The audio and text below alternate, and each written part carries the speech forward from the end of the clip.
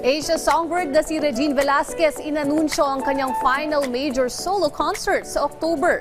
Samantala, aktres na si Kim Chiu may birthday treat para sa mga motorista sa Quezon City. Narito ang ulat.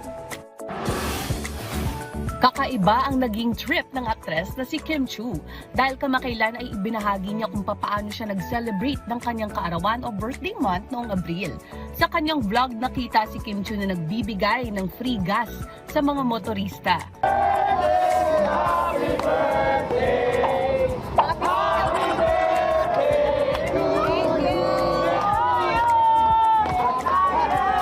Natulungan ng aktres ang higit kumulang 600 na drivers dahil bukod sa libreng gas, namigay din siya ng ilang grocery items para sa mga pamilya ng mga driver.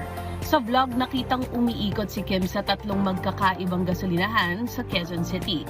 Personal niyang ipinamigay ang mga grocery packs at ang stubs para sa gas allocation ng mga driver. Kasama siya sa anak. Yan, for the friends, mag-hug kayo.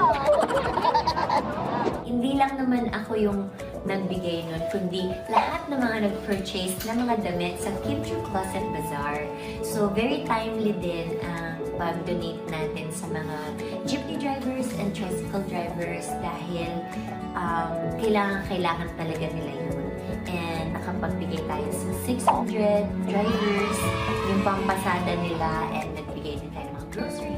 Nang nadarama o giliw na sangka.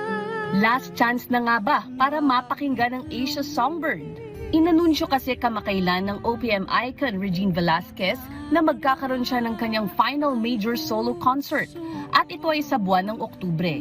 Pinangalanan niya itong Finale.